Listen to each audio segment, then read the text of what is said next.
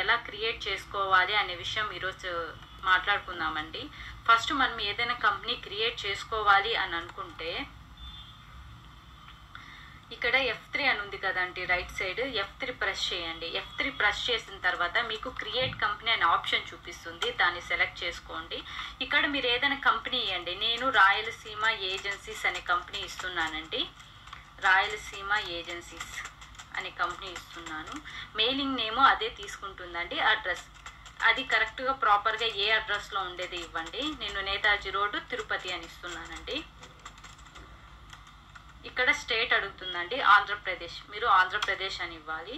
Pin code, దాని pin code కూడా కంపల్సరీగా ఇవ్వండి. దాని డీటెయిల్స్ అన్ని కంపల్సరీగా మెన్షన్ చేయండి. ఇక్కడ టెలిఫోన్ నెంబర్ అడుగుతుంది,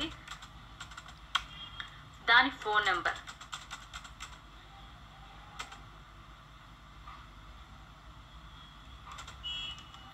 ఈమెయిల్ కంపల్సరీగా మనం మెయింటైన్ చేయడం చాలా ముఖ్యమండి. Email number, email ID, sorry.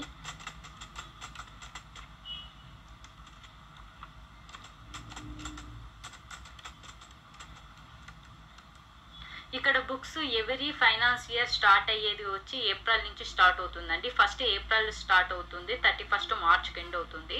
కాబట్టి మన ఫైనాన్షియల్ స్టార్టింగ్ 1 ఏప్రిల్ 2024. ఇప్పుడు మనం కంపెనీ డేటాకి అంటే ఒక సెక్యూరిటీ కోడ్ పెట్టుకోవడం చాలా ఇంపార్టెంట్ కదండి. కాబట్టి ఎస్ పెట్టుకోండి. దీనికి యూజర్ నేమ్ వచ్చి అడ్మిన్ అని పెట్టుకుందాం. పాస్వర్డ్ వచ్చి 1 అని ఇద్దాం. ఆ పాస్వర్డ్ కన్ఫర్మ్ పాస్వర్డ్ అడుగుతుంది, దానికి కూడా 1 అని ఇద్దాం.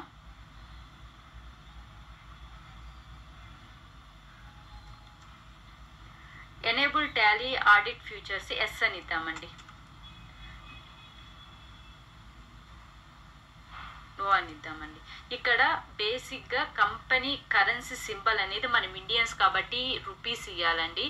ఒకవేళ అమెరికన్స్ అయితే డాలర్స్ అని ఇవ్వాలి. కంపల్సరీగా ఏ కంట్రీలో ఏది యూజ్ చేస్తారు సింబల్ అనేది, ఒకవేళ రూపీసా డాలర్సా అనేది చూసుకొని ఇక్కడ మెన్షన్ చేయాలండి కంపల్సరీగా. ఇలా మెన్షన్ చేస్తే కంపెనీ డేటా అనేది క్రియేట్ అయిపోతుంది. యాక్సెప్ట్ ఇవ్వండి.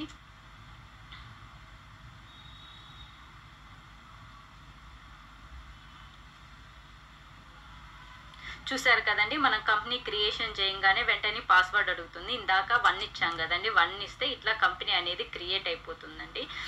మీకు మరిన్ని టాలీ అప్డేట్స్ కావాలన్నా, టాలీలో ఇంకేమన్నా నేర్చుకోవాలన్నా ప్లీజ్ నా ఛానల్ని సబ్స్క్రైబ్ చేసుకోండి. కామెంట్ బాక్స్లో మీకు టాలీలో ఏ డౌట్ వచ్చినా కూడా మెన్షన్ చేయండి.